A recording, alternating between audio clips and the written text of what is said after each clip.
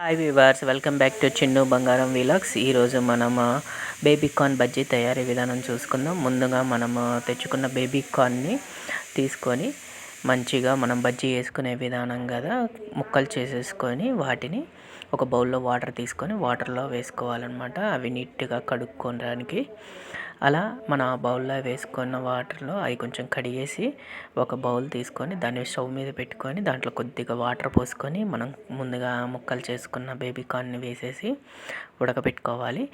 అలా baby corn ఉడికే సమయంలోనే మనం కొద్దిగా సాల్ట్ వేసుకుంటే కొంచెం బాగుంటుంది అనమాట. సాల్ట్ వేసుకొని అలా ఉడకబెట్టుకోవాలి. ఈ లోపల మనం ఒక గిన్నెలోకి శనగపిండి తీసుకొని దాంట్లో కొద్దిగా ఉప్పు, కొద్దిగా కారం వేసుకొని మనం బాగా మిక్స్ చేసుకోవాలా.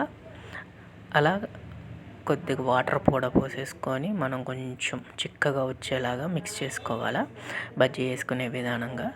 అలా వచ్చిన తర్వాత మనం ముందుగా ఉడకబెట్టుకున్న ముక్కల్ని ఆ మిశ్రమంలో కలిపేసుకొని ఉంచుకోవాలి. ఈలోపు మనం బాండీ తీసుకొని బాండీలో స్టవ్ మీద పెట్టేసి దాంట్లో కొద్దిగా ఆయిల్ పోసి వేడి చేసుకొని ఈ పిండిలో కలుపుకున్న బేబీ కార్న్ ముక్కల్ని ఒక్కొక్కటిగా తీసుకొని బజ్జీ వేసుకునే విధానంలో దాంట్లో ఏగేలాగా చేసుకోవాలి. అలా కొంచెం ఏగిన తర్వాత అటు ఇటు కలపెట్టుకొని ఒక ప్లేట్లోకి తీసుకొని చూస్తే ఇంకేముంది, వేడి వేడి బేబీ కార్న్ బజ్జీ తయారు. ఇంకా తినేసేయటమే.